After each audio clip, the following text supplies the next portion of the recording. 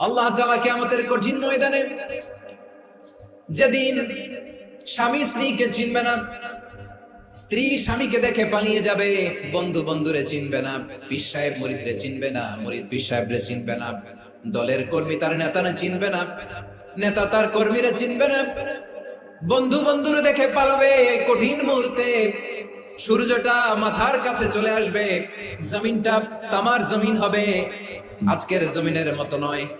মানুষ ঘর্মাক্ত, ক্লান্ত, শ্রান্ত মাথার মগজগুলো কানের ছিদ্র আর নাকের ছিদ্র দিয়ে বেয়ে বেয়ে পড়বে।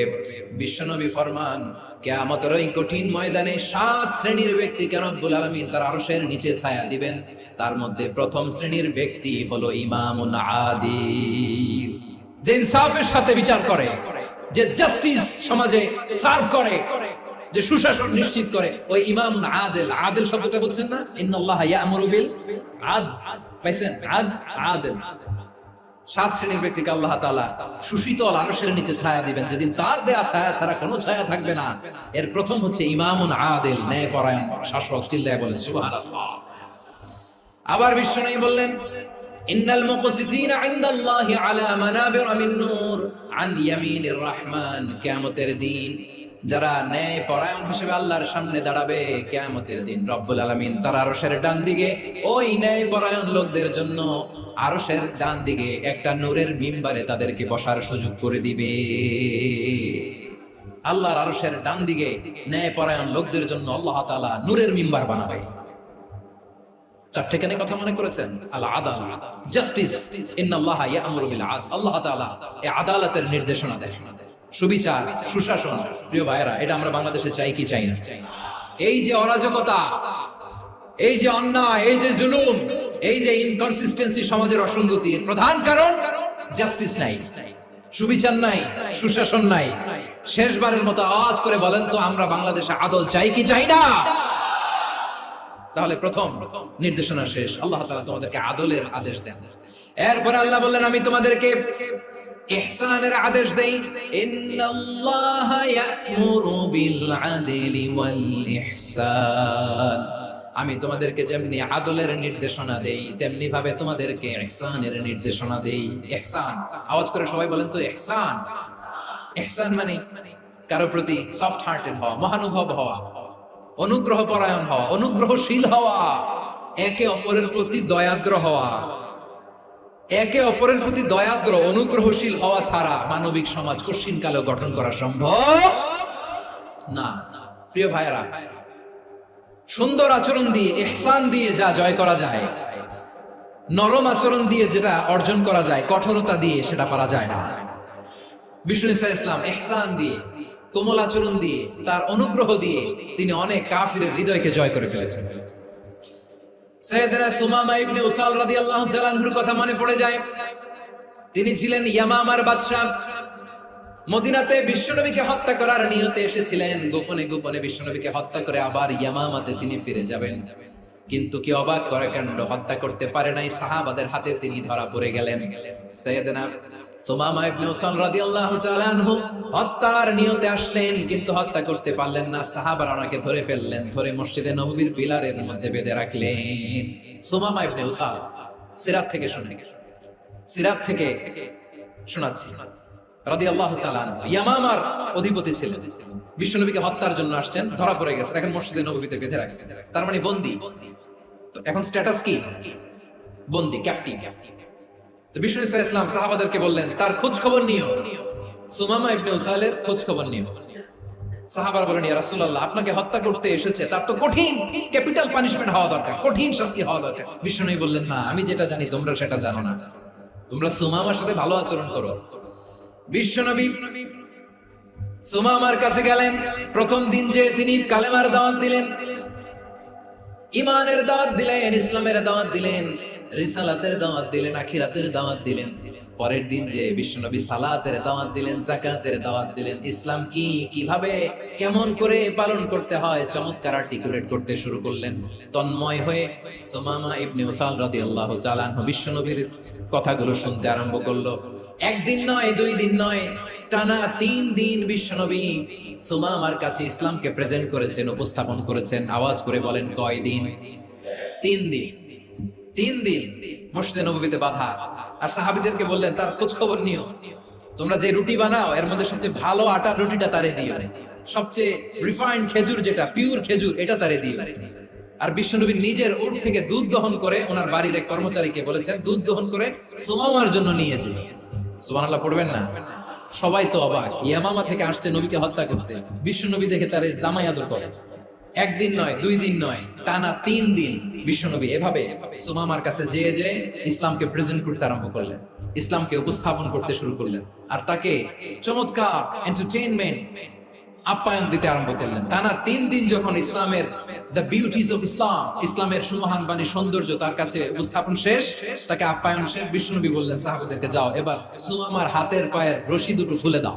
সাহাবারা তর্ক জুড়ে দিলেন, লা ইয়া রাসূলুল্লাহ, এটা করবেন না তো, ভয়ঙ্কর ভয়ঙ্কর খুনি, কি জানি কি হয়ে যায়। বিশ্বনবী বললেন না, তার হাতে পায়ের রশিগুলো খুলে দাও।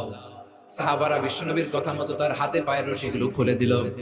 সুমামা মুহূর্তের মধ্যে মসজিদে নববী থেকে বের হয়, ইয়ামামায় ফিরে না যে মসজিদে নববীর পাশে একটা খেজুর বাগান ছিল সেখানে চলে গেলেন।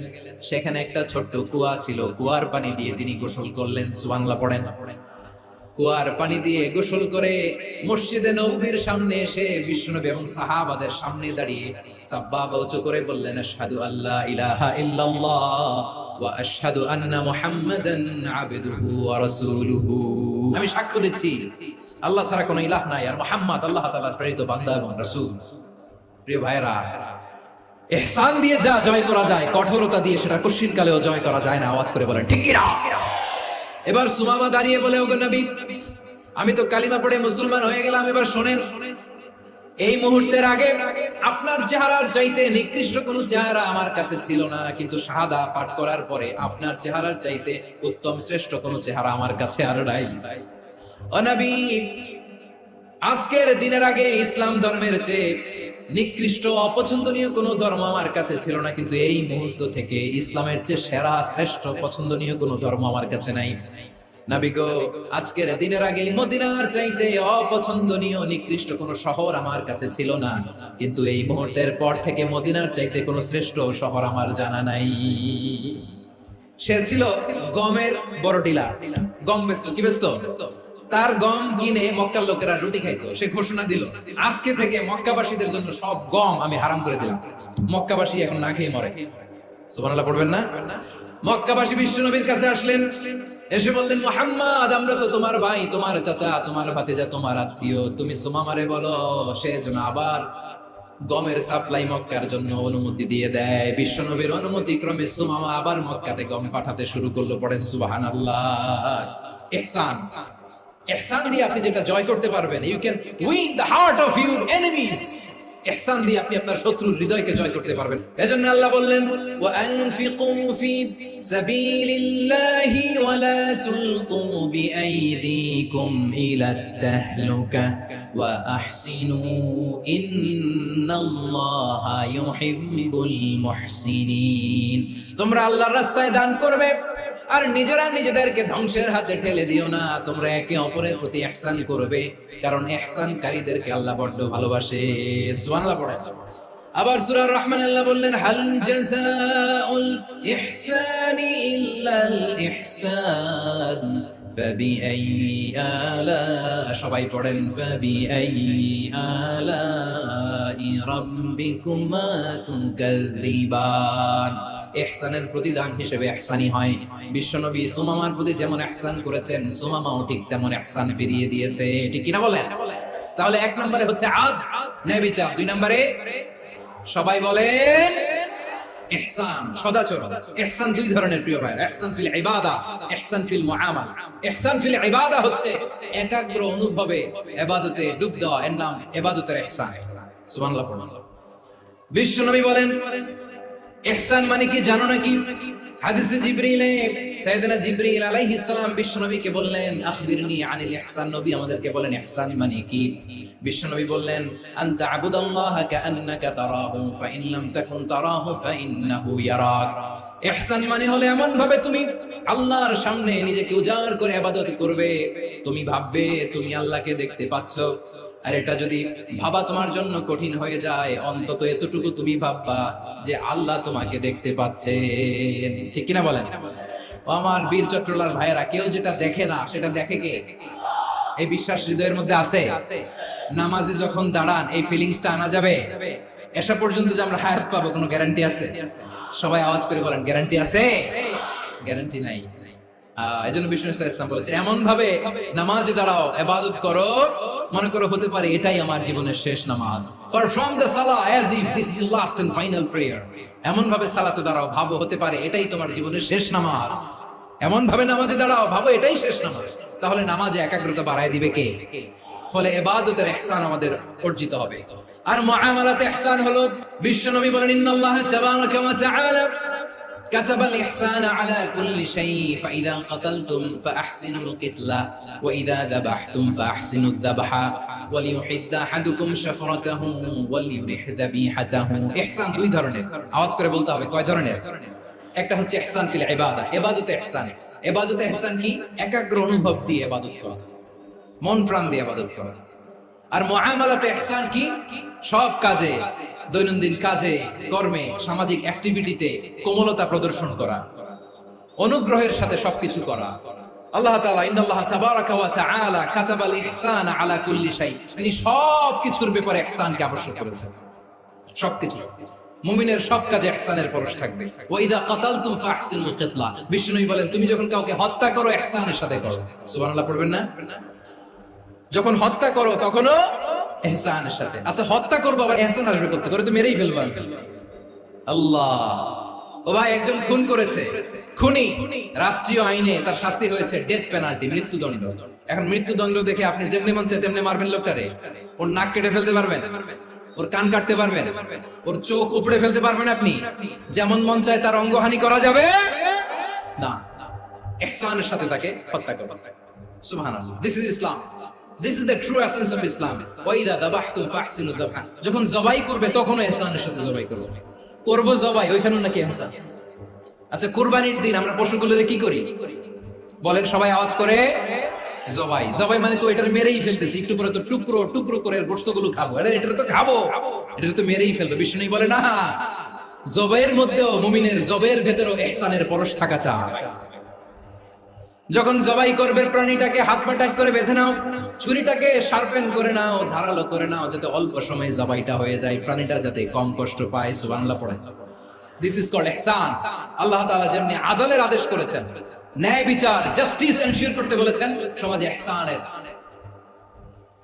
ব্যবহার, ইহসানের অনুশীলন তিনি করতে বলেছেন। এজন্য মুমিনের প্রতিটি কাজে, আমার চট্টগ্রামের ভাইরা আমার দিকে তাকান, খেয়াল করে শুনুন, মুমিন জীবনের প্রতিটি কাজে ইহসানের পরশ থাকা চাই।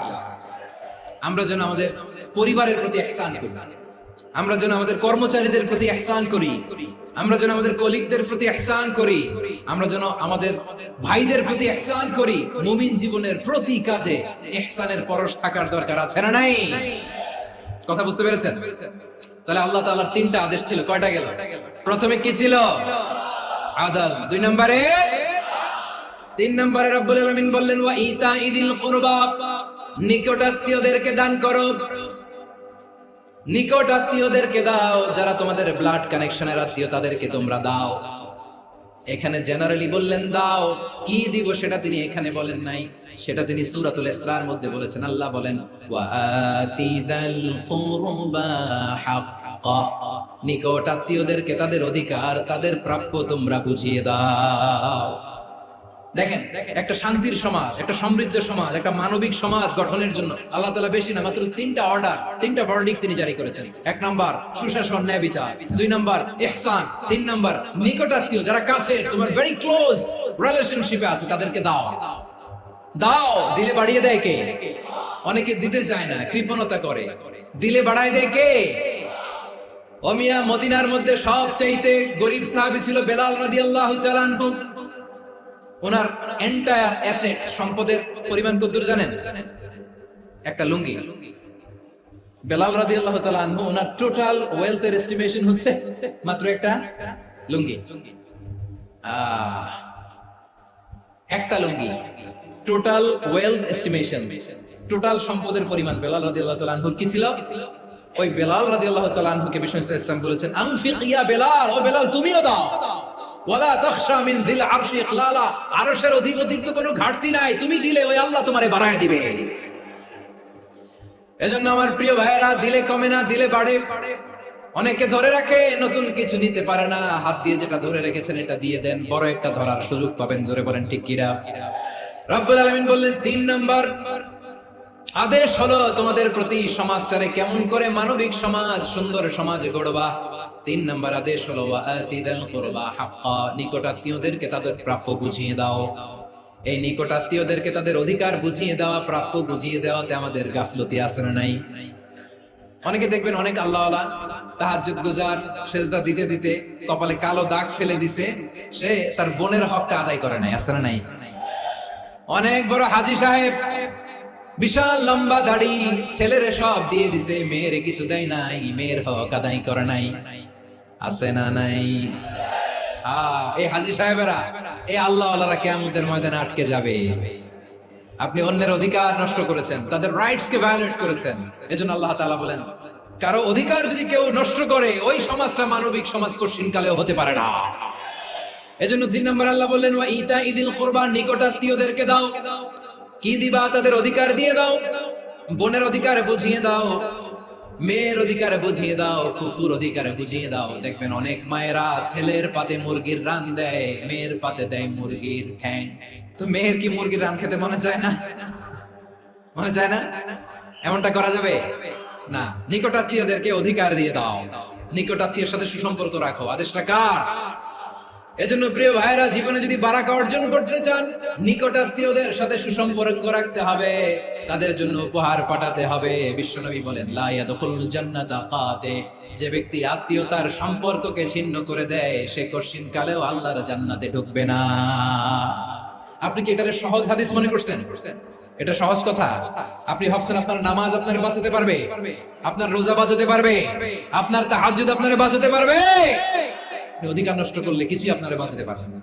এজন্য নিকট আত্মীয়দেরকে দিতে হবে বেশি বেশি। বিশ্বনবী বলেন, ইন্না সাদাকাতা আলাল মিসকিনি সাদাকা ওয়া আলা যির রাহিমি ইসনাতান সাদাকাতুন ওয়া সিলা। মিসকিনরে দান করলে শুধু দানের সওয়াব হয়, নিকট আত্মীয়কে দান করলে দুইটার সওয়াব হয়, সাদাকার সওয়াব হয়, আবার আত্মীয়তার বন্ধন অটুট রাখার সওয়াব হয়ে যায়। আবার বিশ্বনবী বললেন, মান সাররাহু আইয়ুবসাতা লাহু ফি রিজকিহি ওয়া ইনসালাহু ফি আসারিহি ফালইয়াসিল রাহিমা। যে ব্যক্তি তার রিজিকের প্রশস্ততা চায় আর হায়াতে বরকত চায়, সে যেন তার আত্মীয়ের সাথে সুসম্পর্ক রাখে। আমার প্রিয় চট্টলার ভাইয়েরা, আমাদের রিজিক বাড়ুক, এটা আমরা চাই কি চাই না? সবাই চান? হ্যাঁ, আমাদের রিজিকে প্রশস্ততা আসুক, চাই কি চাই না? আমাদের হায়াতে বরকত আসুক, আমরা চাই কি চাই না? এই দুইটা যদি চান, তাহলে নিকট আত্মীয়দের সাথে সুসম্পর্ক রাখবেন। পারবেন? তাহলে সমাজটারে মানবিক সমাজ বানায় দিবে কে? 3টা আদেশ চলে গেল। 1 নম্বরে কি ছিল? 2 নম্বরে, 3 নম্বরে নিকট আত্মীয়দেরকে দান। আল্লাহ তাআলা 3টা জিনিসের জন্য আদেশ করেছেন, অনুরূপ ভাবে 3টা বিষয় তিনি বারণ করেছেন, নিষেধ করেছেন। ওগুলোর কাছেও যাওয়া যাবে। রাব্বুল আলামিন বলেন, ওয়ায়ানহা আনিল ফাহশাই ওয়াল মুনকারি ওয়াল বাগি। আমি যেমনি 3টি বিষয়ে আদেশ করলাম, অনুরূপ ভাবে 3টি বিষয়ে বারণ করলাম, নিষেধ করলাম। আমার 1 নাম্বার নিষেধাজ্ঞা হলো অশ্লীলতার প্রতি। ফাহশা ওয়ায়ানহা আনিল ফাহশা, আল্লাহ তাআলা অশ্লীলতাকে নিষেধ করেছেন। কোন জিনিসকে? সবাই বলুন, কোন জিনিসকে? যত ধরনের, যত টাইপের, যত ক্যাটাগরি অশ্লীলতা হতে পারে, সব অশ্লীলতাকে হারাম করেছেন কে? ফাহশা মানে কি? কথায়, কাজে, আচরণে, কমেন্ট, ফেসবুকের কমেন্টসে যত ধরনের নোংরামো আছে, যত ধরনের অশ্লীলতা আছে, এটাকে আরবিতে বলে ফাহশা। রাব্বুল আলামিন বলেন, কুল ইন্নামা হারামা রাব্বিয়াল ফাওয়াহিশা মা যাহারা মিনহা ওয়া মা বাতান। ও নবী, আপনি বলে দেন, আমার রব প্রকাশ্য, অপ্রকাশ্য, স্পষ্ট কিংবা অস্পষ্ট, দৃশ্যমান কিংবা অদৃশ্যমান সব অশ্লীলতাকে হারাম করেছেন। সব ধরনের অশ্লীলতা হারাম। আল্লাহ তাআলা আমাদেরকে অশ্লীলতা থেকে বাঁচান। এবার বলেন, আমাদের সমাজে অশ্লীলতা আছে না নাই? অশ্লীলতা নানা ভাবে, নানা নামে, নানা মোড়কে আমাদের সমাজে আছে না নাই? সংস্কৃতির নামে, ফ্যাশনের নামে, বিনোদনের নামে, উপন্যাসের নামে, কনসার্টের নামে অশ্লীলতা আছে না নাই? আপনি দেখেছেন কনসার্ট গুলোর অবস্থা? আমাদের তরুণ তরুণীরা, আমাদের যুবক যুবতীরা, আমাদের জেনজিরা, কি অবস্থা ওইখানে? কনসার্টের নামে অশ্লীলতা আছে না নাই? ছেলে মেয়ে একে অপরকে জড়ায় ধরতেছে, একে অপরকে চুমু খাচ্ছে প্রকাশ্যে, দিবালোকে, গণমানুষের সামনে। আল্লাহ তাআলা এই অশ্লীলতা থেকে আমাদেরকে বেঁচে থাকতে বলেছেন। রূপালী জগতের নামে অশ্লীলতা আছে না নাই? এই টার্মটা আপনারা জানেন না? রূপালী জগৎ কি জগৎ?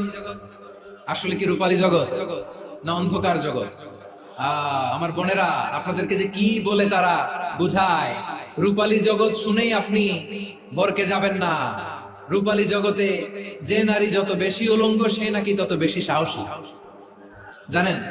বলে এটা একটা সাহসী না, খুব সাহসী পদক্ষেপ তার। যত বেশি শরীর থেকে কাপড় নামাতে পারবে, যত বেশি বস্ত্রহীন হয়ে নিজেকে প্রেজেন্ট করতে পারবে, সে নাকি তত বেশি সাহসী।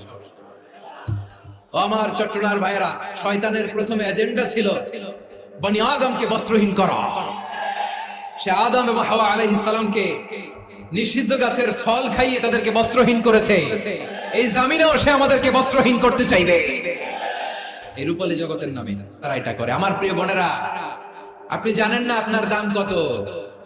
ওরা আপনাদেরকে বিজ্ঞাপনের সস্তা পণ্য বানাতে চায়। ওরা আপনাদেরকে ওদের ভোগের লিপসার টুলস বানাতে চায়। ওরা আপনাদেরকে দিয়ে ওদের খায়েশ পূরণ করতে চায়। এটা আপনাদের জন্য মোটেও ডিগনিটি নয়, এটা আপনাদের জন্য সম্মান নয়। আপনার সম্মান শালীনতায়, আপনার সম্মান হেজাবে, আপনার সম্মান ভদ্রতায়, আপনার সম্মান আপনার ডিসেন্ট পোশাকে। পোশাক বলে দেয় এই নারীটা ভদ্র না অভদ্র। পোশাক বলে দেয় এই মেয়েটা কোন ঘরের মেয়ে। আপনি জানেন না? আপনারা এই সস্তা পণ্য বানায়, ভোগের পণ্য, বিলবোর্ডে আপনাকে উলঙ্গ করে উপস্থাপন করে। এই অশ্লীলতার সাথে ইসলামের কোন সম্পর্ক? এজন্য আল্লাহ বলেন, আমি অশ্লীলতাকে হারাম করেছি। অশ্লীলতাকে হারাম করার প্রথম কারণ হলো এর মাধ্যমে মানবতাকে অপমানিত করা হয়। কারণ মানুষের সম্মান মানুষের পোশাকে। মানুষ যখন পোশাকহীন হয়ে যায়, বস্ত্রহীন হয়ে যায়, তার সম্মান কমে যায়। ঠিক কিনা? অশ্লীলতাকে হারাম করার প্রথম কারণ হচ্ছে মানুষ মানুষকে অপমান করে। একটা নারী, সে তো সম্মানিত। নারী যে কত সম্মানিত, নারীর এটা বুঝেই নাই। বিশ্বনবী বলেন, আর দুনিয়া কুল্লুহা মাতা ওয়া খায়রু মাতা'আদ দুনিয়া আল মারাতু সালিহা। আমার বোনেরা, 5টা প্যান্ডেলে আপনারা এলইডিতে আমার আলোচনা শুনছেন, আমি জানি। আপনাদের এই গর্ভ যে কত দামি আপনি জানেন না। আপনার পেট থেকেই আসবে আগামী দিনের সালাহুদ্দিন আল আইয়ুবী। আপনার পেট থেকেই আসবে অনাগত দিনের ইমাম মাহদী আল মুনতাদর। আপনার পেট থেকেই আসবে অনাগত দিনের ফয়সাল, ওয়াসিম, মুগ্ধ, আবু সাইদের মতো বীর যোদ্ধা। আমার প্রিয় বোনেরা, আমার প্রিয় বোনেরা, বিশ্বনবীর কথার ওজন খেয়াল করেন। আর দুনিয়া কুল্লুহা মাতা ওয়া খায়রু মাতা'আদ দুনিয়া আল মারাতু সালিহা। দুনিয়া সবকিছুই অ্যাসেট, এর মধ্যে সবচেয়ে দামি অ্যাসেট নেককার নারী। আপনার গর্ভ যে কত দামি আপনি জানেন না। নিজের সময়টাকে কাজে লাগান, কোরআন পড়েন, সুন্নাহ পড়েন। আপনার অনেক দায়িত্ব ঘরে। You are the MD of your family. একটা family it's a very big institution. পরিবার একটা অনেক বড় প্রতিষ্ঠান। And you are the MD of your institution. আপনি এই পরিবারের MD, managing director of your family. এখানে আপনার কত দায়িত্ব। আপনি ছেলে মেয়েদেরকে তারবিয়া করবেন। আপনি আপনার স্বামীর জন্য ঘরটারে জান্নাতের নীর বানাবেন। আপনার জন্য জান্নাতের ডুপ্লেক্স বাড়ি ওইখানে তৈরি করে রাখবে কে? আপনি যে কত দামি আপনি জানেন না। নারীদেরকে আল্লাহ বানিয়েছেন উচ্চতর করে, নিম্নতর নয়। নারীদেরকে ছোট্ট জিনিস দিলে এটার বড় করে দেয়। নারীদেরকে ভ্রূণ দিলে, শুক্রাণু দিলে নারী এটারে বাচ্চা হিসেবে উপহার দেয়। ঠিক কিনা? বিয়ের মাধ্যমে স্বামী যখন তার শুক্রাণু তার স্ত্রীকে উপহার দেয়, স্ত্রী রিটার্নে কি উপহার দেয়? ফুল ফর্ম বেবি, মানব সন্তান। দেখছেন? আপনি দিলেন একটু, উনি দিছে বিশাল। আপনি যদি নারীকে বাজার এনে দেন, নারী এটাকে সুস্বাদু খাবারে রূপান্তর করে দেয়। আপনি তাকে একটা মুচকি হাসি দিয়ে দেন, সে তার কলিজা দিয়ে দেয়। কিন্তু যদি আপনি তার মনে কষ্ট দেন, সে আপনার জীবনকে জাহান্নাম বানাইয়া দেয়। নারীর মন বুঝতে পারলে নেয়ামত, বুঝতে না পারলে কিয়ামত। আমার প্রিয় বোনেরা, আপনি যে কত দামি আপনি জানেন না। অনেক দামি আপনি। আপনাদেরকে যেন ভোগের সস্তা পণ্য বানাতে না পারে, আপনাদেরকে সচেতন থাকতে হবে। তাহলে কেন আল্লাহ তাআলা এই ফাহশা অশ্লীলতাকে হারাম করলেন? এক নাম্বার, এতে হিউম্যান ডিগনিটি কমে। দুই নাম্বার, এতে মানুষের অধিকার নষ্ট হয়। আপনি বিয়ে করেছেন এরে, পরকিয়া করেন ওর সাথে, এরকম আছে না নাই? স্ত্রীর অধিকার নষ্ট করেছেন। আপনি বিবাহ সম্পর্কে আবদ্ধ হয়েছেন তার সাথে, আপনি পরকিয়া করেন ওই ছেলের সাথে, আপনি আপনার হাজবেন্ডের সাথে বিট্রে করেছেন। এজন্য আল্লাহ অশ্লীলতাকে হারাম করেছেন। অশ্লীলতাকে হারাম করার আরেকটা কারণ হচ্ছে আল্লাহ তাআলা এই হিউম্যান জেনারেশনকে এটাকে প্রিজার্ভ করতে চায়। হিফজুন নাসল, এটা মাকাসিদুশ শরিয়ার অনেক গুরুত্বপূর্ণ একটা মাকাসিদ, অনেক গুরুত্বপূর্ণ। আপনার নাসল, আপনার জেনারেশনকে সংরক্ষণ করা। এই যে আসতেছে ফেব্রুয়ারি, কত ফেব্রুয়ারি জানো? এটা কি বিশ্ব ভালোবাসা দিবস? হ্যাঁ, কি দিবস? এই বিশ্ব ভালোবাসা দিবসের সাথে মুসলমানদের কোনো সম্পর্ক নাই। আমার প্রিয় ভাইরা, এই যে আপনি অবৈধ সম্পর্কে জড়ালেন, কেন আল্লাহ অশ্লীলতাকে হারাম করেছে দেখেন। বলতেছিলাম যে এটা আপনার নাসল, আপনার জেনারেশন, আপনার লিনিয়েজ, আপনার বংশকে প্রিজার্ভ করা। কে কার বাবা, কে কার মা, বাবা মা জানা, প্রজন্মকে প্রিজার্ভ করা, এটা ইসলাম ওয়াজিব করে দিয়েছে। এই যে অবৈধ সম্পর্কের কারণে, বিশ্ব বেহায়া দিবসের কারণে, এগুলোর আউটকাম, আউটপুট হিসেবে মাঝে মাঝে এই ঢাকা মেডিকেলের ডাস্টবিনে নবজাতকের বাচ্চার কান্নার আওয়াজ শুনতে পাওয়া যায়। চট্টগ্রাম মেডিকেলের ডাস্টবিনে নবজাতকের কান্না শুনতে পাওয়া যায়। বীর চট্টলার মুসলমানেরা বুঝতে পারলে আওয়াজ করে বলেন, এই যে চট্টগ্রাম মেডিকেলে যে নবজাতকটা পাওয়া গেল, ওর বাবাকে আমাকে বলেন, ওর মাকে, ও কোন ফ্যামিলির সন্তান কেউ জানে? আপনি হিউম্যান ডিগনিটিকে অপমান করেছেন না? আপনি তার ভবিষ্যৎকে অন্ধকার করেছেন না? আপনি তার লিনিয়েজকে প্রশ্নবিদ্ধ করে দিয়েছেন না? এই জন্য আল্লাহ তাআলা অশ্লীলতাকে আমাদের জন্য হারাম করে দিয়েছেন। পড়েন সুবহানাল্লাহ। এই জন্য রাব্বুল আলামিন বলেন, কুল ইন্নামা حرم ربي الفواحش ما ظهر منها وما بطن। প্রকাশ্য প্রকাশ্য সব অশ্লীলতাকে হারাম ঘোষণা করে দিয়েছে কে? আবার দুনিয়ার বুকে যারা অশ্লীলতার প্রসার করে তাদের জন্য শাস্তি মজুদ রেখেছে কে? রব্বুল আলামিন বলেন, ইন্নাল্লাযীনা ইউহিব্বুনা আন তাশিআল ফাহিশাতু ফিল্লাযীনা আমানু লাহুম আযাবুন আলীমুন ফিদ দুনিয়া ওয়াল আখিরাতি ওয়াল্লাহু ইয়ালামু ওয়া আনতুম লা তা'লামুন। নিশ্চয়ই যারা বিশ্বাসীদের মাঝে অশ্লীলতার প্রচার প্রসার করতে চায় তাদের জন্য আমি মর্মন্তুদ শাস্তি প্রস্তুত করে রেখেছি, দুনিয়াতেও রেখেছি, আখিরাতেও রেখেছি। ঘোষণাটা কার? যারা এই নাটকের নামে, সিনেমার নামে, রূপালী জগতের নামে, মুভির নামে, ওটিটি প্ল্যাটফর্মের নামে আমার সমাজে অশ্লীলতা ছড়াতে চায় তাদের জন্য কঠিন মর্মন্তুদ শাস্তি মজুদ রেখে দিয়েছে কে? ও আমার বোনেরা, এখনো আপনি জাগবেন না? এখনো আপনার চিন্তার দুয়ারে এখনো নাড়া পড়ে নাই? ওরা আপনাকে উলঙ্গ বানাতে চায়, ওরা আপনাকে আইটেম গার্ল বানাতে চায়। এজন্য ইসলাম অশ্লীলতাকে হারাম করেছে। হারাম। ইসলাম বলেছে যোজন যোজন দূরে থাকো, ওরা বলে না কাছে আসো, কাছে আসার গল্প, ক্লোজ আপ ওয়ান, কাছে আসার গল্প আছে না নাই? তাহলে অশ্লীলতার সাথে আমাদের কোনো সম্পর্ক? সবাই বলতে পারেননি, আওয়াজ করে বলুন, অশ্লীলতার সাথে আমাদের কোনো সম্পর্ক? আমরা এই সমস্ত ক্লোজ আপ ওয়ান, কাছে আসার গল্পের প্রোগ্রামে যাব? আমরা কোন ধরনের অশ্লীল কন্টেন্ট সোশ্যাল মিডিয়ায়, টিভিতে দেখব? কি যুগ যে আমরা কাটাচ্ছি আপনি কল্পনা করতে পারবেন না। পর্ন ইন্ডাস্ট্রি, নারী পুরুষের বস্ত্রহীন যুগল দৃশ্য, এটাকে দিয়ে ওরা কোটি ডলারের ইন্ডাস্ট্রি বানিয়েছে। পুরো মানব ইতিহাসে এরকম জঘন্য সময় মানব ইতিহাস পার করে না। পর্ন এটা ইন্ডাস্ট্রি হয়ে গেছে। আমাদের এই যুবকগুলো, জেনজি গুলো, ওদের চরিত্র বাঁচাবে কি করে? কেমন করে হেফাজত করবে ওদের এই মূল্যবান চরিত্র? আমার প্রিয় ভাইরা, এই অশ্লীলতার দ্য লেটেস্ট ভার্সন হচ্ছে LGBTQ, শরীফ থেকে শরীফা। শুনছেন আপনারা? দেখতে পুরুষ, আসলেই পুরুষ, সুস্থ একজন পুরুষ, 4 সন্তানের বাবা, বলে আমি মনে মনে নারী। দেখতে নারী, সুস্থ নারী, আসলেই সে দিব্যি একজন নারী, বলে আমি মনে মনে পুরুষ। সবচেয়ে ভয়ঙ্কর অশ্লীলতার সবচাইতে লেটেস্ট ভার্সন হচ্ছে এই ট্রান্সজেন্ডারিজম। সুস্থ পুরুষ তার বায়োলজিক্যাল গ্রোথকে হরমোন দিয়ে স্টপ করে দিয়ে সে সার্জারি করে নারী হতে চায়, সুস্থ নারী পুরুষ হতে চায়। পুরুষের প্রতি সেক্সুয়ালি আকর্ষণ বোধ করে, এটা লূত আলাইহিস সালামের কওমের মধ্যে ছিল। এটাকে আল্লাহ কোরআনে ফাহিশা বলেছেন। ওয়ালুতান ইয قال لقومه أتأتون الفاحشة ما سبقكم بها من أحد من العالمين। লূত আলাইহিস সালাম বললেন, তোমরা কি এমন এক অশ্লীল কার্যক্রমে ডুব দিলে নাকি যেটা গোটা বিশ্বের কেউ কখনো করে নাই, তোমরাই প্রথম করেছো। পড়েন নাউযুবিল্লাহ। এই পশ্চিমের এই রোগ আমার দেশে যেন আসতে না পারে, আমাদের সজাগ থাকতে হবে। প্রিয় ভাইরা, চিল্লায় বলেন ঠিক কিনা? পশ্চিমের অবস্থা ভয়ঙ্কর। পাশ্চাত্যে আমি যুক্তরাষ্ট্রে ছিলাম অনেকদিন, কয়েক মাস, বিভিন্ন স্টেটে ঘুরেছি।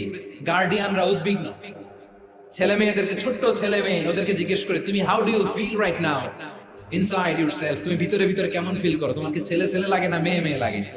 আচ্ছা বলেন, এই ছোট্ট বাচ্চাটাও কি এগুলো জেন্ডার অ্যাসাইনমেন্ট বলতে এগুলো কিছু বুঝে? এইভাবে মিসগাইড করা হয়েছে। কৌতূহল বশত ছোট্ট ছেলে যদি বলে আমার তো মেয়ে মেয়ে লাগে, তখন বলে যে না তুমি মেয়ে, ছেলে না। মা বাবা বাধা দিলে ওকে আলাদা গভর্নমেন্ট হাউসে নিয়ে যান। ভয়ঙ্করতম অবস্থা। আমরা একটা সময় শুনতাম যে হুজুর আমার ছেলেটা খুব ভালো, হাফেজে কোরআন, আল্লাহওয়ালা। হুজুর আমার ছেলে দাড়ি রাখছে, আল্লাহওয়ালা। হুজুর আমার ছেলে 5 ওয়াক্ত সালাত জামাতের সাথে পড়ে, তার মানে আল্লাহওয়ালা। পশ্চিমে যে আমি কি শুনছি জানেন? ওরা বলে হুজুর আমার ছেলেটা ইউনিভার্সিটির একটা মেয়ের সাথে প্রেম করে, ও খুব আল্লাহওয়ালা, হুজুর দোয়া করবেন। এর কারণ ওদের কাছে আল্লাহওয়ালার ক্রাইটেরিয়া হচ্ছে হুজুর আমার ছেলেটা আরেক ছেলেরে পছন্দ করে নাই, আমার মেয়েটা আরেক মেয়েকে ভালোবাসে নাই, এজন্য আমার ছেলেটা আল্লাহওয়ালা, হুজুর ওর জন্য একটু দোয়া করে দিয়ে। কি চ্যালেঞ্জ ওরা ফেস করতেছে। ওনার ছেলে যে আরেক ছেলেরে বিয়ে করবে না, এটাতেই উনি খুশি যে আলহামদুলিল্লাহ আমার ছেলেটা একটা মেয়েরে ভালোবাসে, আমার মেয়েটা একটা ছেলেরে ভালোবাসে, মানে এটা খুব আল্লাহওয়ালা। নাউজুবিল্লাহ পড়তে পারলেন না? এজন্য অশ্লীলতার সাথে আমাদের কোনো সম্পর্ক। রব্বুল আলামিন বলেন ওয়ায়ানহা আনিল ফাহশাই ওয়াল মুনকারি ওয়াল বাগি। তিনটা জিনিসকে আমি নিষিদ্ধ করলাম। এক নাম্বার হলো ফাহশা, অশ্লীলতা। 2 নম্বরে হলো মুনকার, সমস্ত মন্দ কাজ। মুনকার মানে হচ্ছে যত মন্দ কাজ, খারাপ কাজ, বাজে কাজ, এটার বলে মুনকার। এটার কি বলে? আপনারা পড়ছেন না তা'মুরুনা বিল মা'রুফি ওয়া তানহাউনা আনিল মুনকার। সৎ কাজের আদেশ, অসৎ কাজের নিষেধ। মুনকার, মুনকার হচ্ছে মানুষের স্বাভাবিক বিবেক বোধ যেটাকে খারাপ বলে, ওইটাই মুনকার। পৃথিবীর সব আসমানি গ্রন্থ যেটাকে খারাপ বলেছে, মানুষের স্বাভাবিক বিবেক বোধ যেটাকে খারাপ বলেছে, এগুলো সব মুনকার। যেমন ইফতিজিং, এটা কি ভালো না খারাপ? মজুদদারি, খাদ্যে ভেজাল দেওয়া, ওজনে কম দেওয়া, মাছে ফরমালিন মিশানো, চাঁদাবাজি, টেন্ডারবাজি, দখলবাজি, এগুলো আমাদের স্বাভাবিক বিবেকেই বলে এগুলো খারাপ, এগুলো হচ্ছে মুনকার। আল্লাহ তাআলা এই মুনকার থেকে আমাদেরকে বেঁচে থাকতে বলেন, আর শয়তান এই মুনকারের প্রতি আমাদেরকে উদ্বুদ্ধ করে। আল্লাহ তাআলা বললেন ইয়া আইয়ুহাল্লাযীনা আমানু লা তাত্তাবি'উ খুতুওয়াতিশ শাইতান ওয়া মান ইয়াত্তাবি' খুতুওয়াতিশ শাইতানি ফাইন্নাহু ইয়া'মুরু বিল ফাহশাই ওয়াল মুনকার। আল্লাহ বললেন আমার গোলামেরা শুনো শুনো, ও আমার বিশ্বাসী বান্দারা খবরদার, তোমরা কশিনকালেও শয়তানের পদাঙ্ক অনুসরণ করবে না, কারণ শয়তান তোমাদেরকে অশ্লীলতা এবং মন্দ কাজের দিকে উদ্বুদ্ধ করে। আমাদের কাজ হচ্ছে শয়তান আমাদেরকে যেদিকে নিতে চায় আমরা তার উল্টা দিকে যাব। শয়তান এই মন্দ কাজকে আমাদের কাছে বিউটিফাই করে, চাকচিক্যময় করে আমাদের সামনে উপস্থাপন করে। এজন্য আল্লাহ বলেন মুনকারকে থামাতে হবে, মুনকার প্রতিরোধ করতে হবে। মুনকার প্রতিরোধের দায়িত্ব শুধু আমাদের নাকি? শুধু আপনার খতিব সাহেবের, ইমাম সাহেবের, নাকি মুসলিম উম্মার সবার? আওয়াজ করে বলুন, মুনকার অসৎ কাজ প্রতিরোধের দায়িত্ব কার? রাব্বুল আলামিন বলেন কুনতুম খায়রা উম্মাতিন উখরিজাত লিন-নাসি তা'মুরুনা বিল মা'রুফি ওয়া তানহাউনা আনিল মুনকার।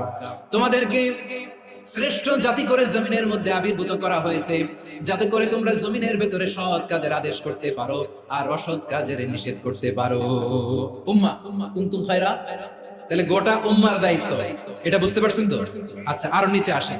এরপরে আল্লাহ বললেন শুধু উম্মাহ না, এই জমিনের রাজত্ব আমি যাদের হাতে দেই, এই জমিনের মালিক আমি যাদেরকে বানিয়ে দেই, যাদেরকে আমি সরকারের দায়িত্ব দেই, তাদেরকেও মুনকার প্রতিরোধের দায়িত্ব দিয়েছে কে? আল্লাহ বলেন যারা ক্ষমতার মসনদে বসেছে, যাদেরকে 4 দফা কর্মসূচি আমি আল্লাহ দিলাম। আওয়াজ করে বলেন কয় দফা? আল্লাহ বলেন আল্লাযীনা ইম্মাক্কান্নাহুম ফিল আরদি আকামুস সালাতা ওয়া আতাউজ যাকাতা ওয়া আমারু বিল মা'রুফি ওয়া নাহাউ আনিল মুনকার ওয়ালিল্লাহি আকিবাতুল উমুর। যারা এই জমিনের উত্তরাধিকার হয়েছে তারা 4 দফা কর্মসূচি নিয়ে সামনে আগাবা। সালাত কায়েম করবা, যাকাত আদায় করবা, সৎ কাজের আদেশ দিবা, অসৎ কাজ থেকে মুনকার প্রতিরোধ করবা। আদেশটা কার? আমার প্রিয় চট্টলার ভাইরা, পুরো উম্মার দায়িত্ব মুনকার প্রতিরোধ করা।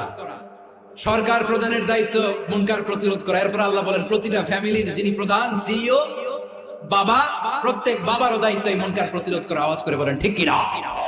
যেমনটি সাইয়েদনা লোকমান আলাইহিস সালাম ওনার কলিজার টুকরা সন্তানকে আদেশ করেছেন, ইয়া বুনাইয়া আকিমিস সালাতা ওয়া'মুর বিল মা'রুফি ওয়ানহা আনিল মুনকার। পড়েন সুবহানাল্লাহ।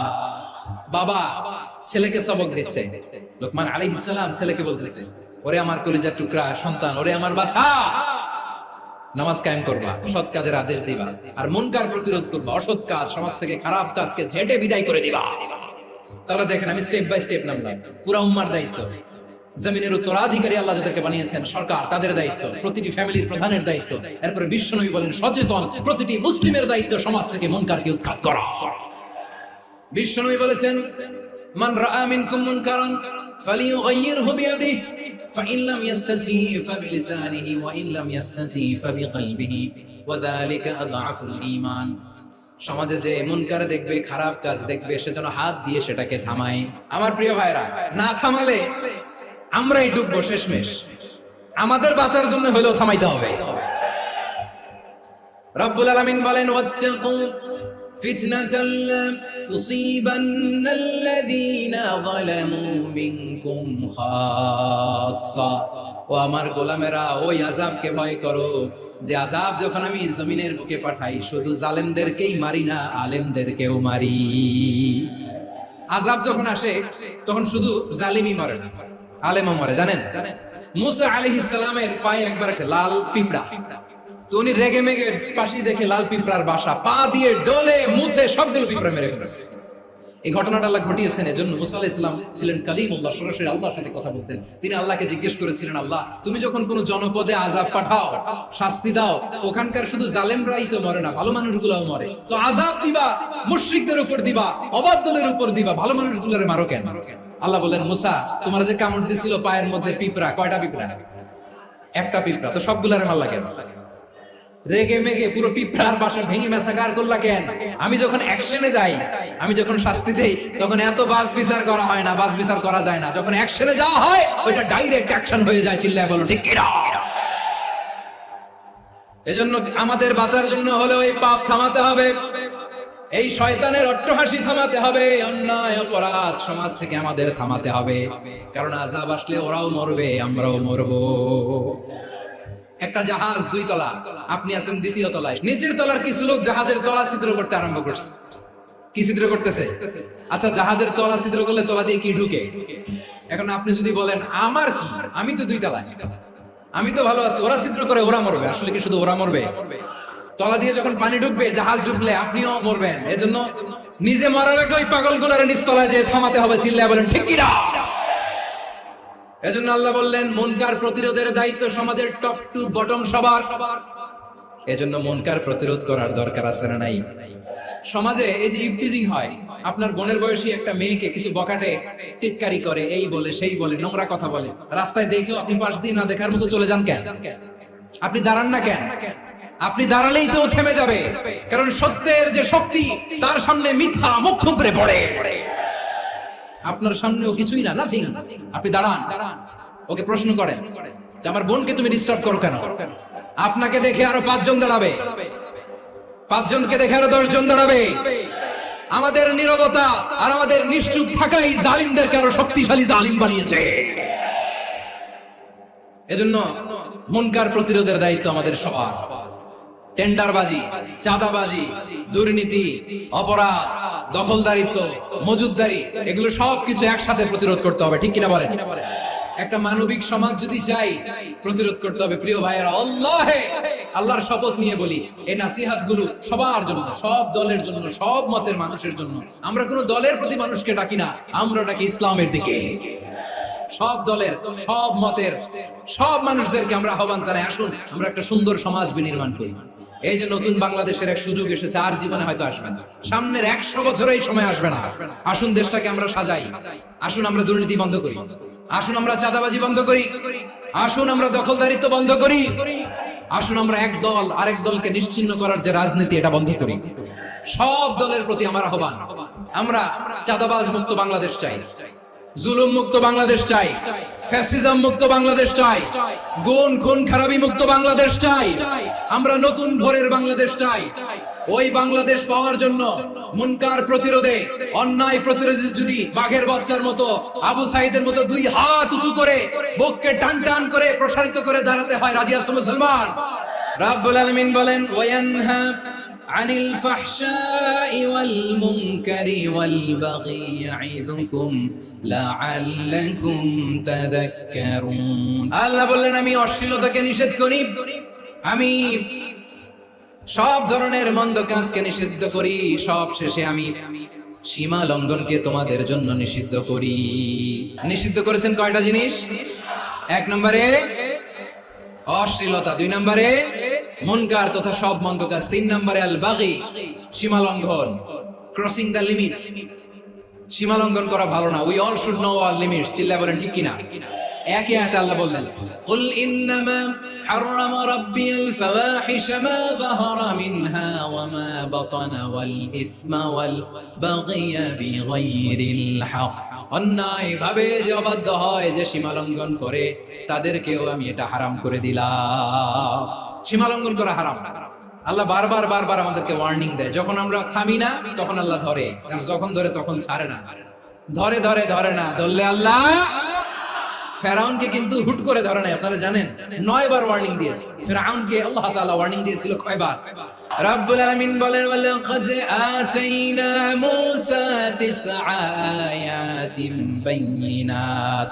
9টা মুআজিজা দেখিয়েছি, 1 2 3 বারবার এইভাবে রিমাইন্ডার, ওইভাবে রিমাইন্ডার, এইভাবে নসিহত, ওইভাবে দাওয়া। ফাকুলা লাহু কাওলান লাইকিনা, নরম করে বলো, সফট করে বলো, যত ওয়ে হতে পারে দাওয়া মেথডোলজি।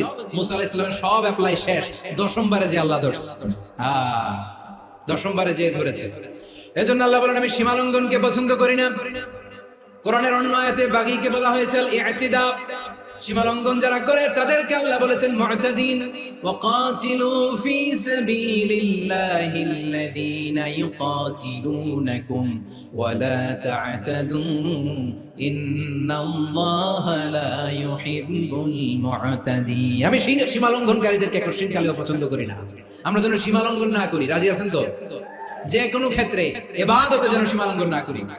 অনেকে আমরা ইবাদতে সীমা লঙ্ঘন করে ফেলি। বিশ্বনবী সাল্লাল্লাহু আলাইহি ওয়াসাল্লাম যেটা শিখিয়েছেন, এর বাইরে যে অতিরিক্ত বুজুর্গ হতে চায়, এরকম আছে না নাই?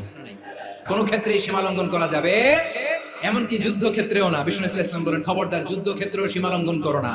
কি সুন্দর ইসলাম আমরা পেয়েছি। বিশ্বনবী বলেন, খবরদার যুদ্ধের ময়দানে কোনো নারীর গায়ে হাত তোলো না, কোনো শিশুর গায়ে হাত তোলো না, কোনো গবাদি পশু হত্যা করো না, কোনো শস্য ক্ষেত্র ধ্বংস করো না, ইবাদতরত অন্য ধর্মের কোনো সন্ন্যাসীর গায়ে হাত তোলো না। বলেন সুবহানাল্লাহ।